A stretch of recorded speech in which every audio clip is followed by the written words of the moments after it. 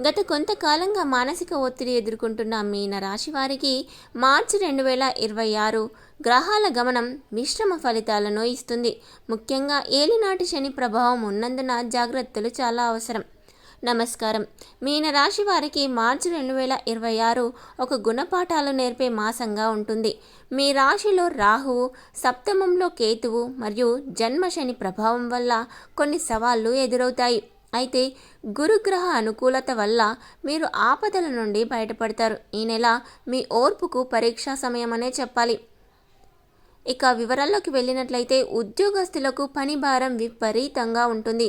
పై అధికారుల నుండి ఒత్తిడి ఉండవచ్చు.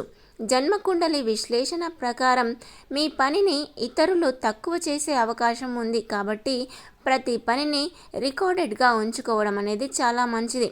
నిరుద్యోగులకు నెల చివరిలో సామాన్యమైన అవకాశాలు లభిస్తాయి.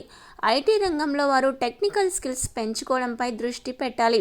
ఇంకా వ్యాపారులకు ఈ నెల లాభ నష్టాలు సమానంగా ఉంటాయి. కొత్త పెట్టుబడులకు ఇది సరైన సమయం కాదు. రాహు ప్రభావం వల్ల తప్పుడు నిర్ణయాలు తీసుకునే అవకాశము ఉంది. కాబట్టి అనుభవజ్ఞుల సలహా తీసుకోవడం చాలా మంచిది. ఇక ఆర్థికంగా ఆదాయం ఉన్నా అనూహ్యమైన ఖర్చులు పెరగవచ్చు. ఎవరికి షూరిటీ సంతకాలు పెట్టకూడదు. కుటుంబంలో మనస్పర్ధాలు వచ్చే సూచనలు ఉన్నాయి. భార్యాభర్తల మధ్య అనవసరమైన వాదనలు నెలకొనవచ్చు. పిల్లల ప్రవర్తన మీకు కొంత ఆందోళన కలిగించవచ్చు. సాధ్యమైనంత వరకు మౌనంగా ఉండడం వల్ల సమస్యలు సర్దుకుంటాయి. విదేశాల్లో ఉన్న బంధువుల నుండి శుభవార్తలు వింటారు. ఇక ఆరోగ్యం ఈ నెల ప్రధానంగా ఆందోళన కలిగించే అంశం. కాళ్ళ నొప్పులు, కంటి సమస్యలు లేదా నిద్రలేమి వేధించవచ్చు.